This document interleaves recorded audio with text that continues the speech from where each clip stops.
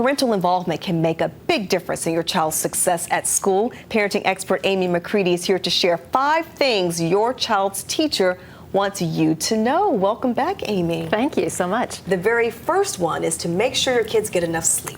Yes, this is a big deal for kids. When kids show up at school sleep deprived, they're just not able to focus. It affects their academic performance, their ability to regulate emotion, which affects their social interactions and their behavior. Yes, we're exhausted, so kids are going to be. Yeah. So if you have a hard time getting your kids out up and out in the morning, if they come home just exhausted, you may need to take a look at that. If you go to WebMD, they have a great chart for hours of sleep needed, for each age. Okay. And if you need to adjust that, just start 10 or 15 minutes a night till you get to the point where you need to be. Sounds good. We should also know the teacher's homework policy. Yes. So most parents think that they should help their kids with their homework if the kids are struggling. And that may be the case. A lot of teachers do appreciate that. But some teachers want to know where the kids are struggling. So just ask that question, should I help or not? Because if the kid comes in with all of the answers right, sometimes the teacher has no idea whether the lesson is really being understood and whether she needs to spend more time in class. That's such an important point. Also, put the kids in charge. Really? Put my first grader in charge? Yes. Of even what? Of a lot of things. Okay. So even a kindergartner can get up with an alarm clock. They can manage their own morning routine with a checklist,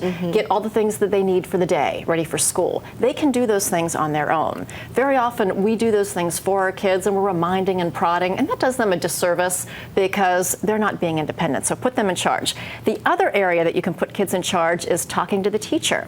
So even young kids, but kids of all ages, if you have a question or a problem or a concern, have your child go directly to the teacher.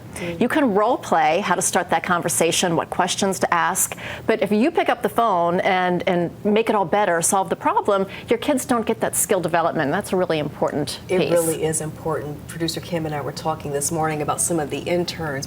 Primarily we have great ones, but we've had some who don't know how to do anything. Yes. And their parents get involved. And I guess it's because they haven't been taught. That's right, and you hear that all the time. High school teachers, even college professors will say that the kids' parents are calling to dispute a grade or a policy, and it's crazy. So put your kids in charge even at an early age. You'll empower them and really give them some important skills. I'm sure this next one will be tough for a lot of parents to hear, but we should let our kids fail. Yes, and it's so hard. None of us want our kids to fail, but that is an important part of learning.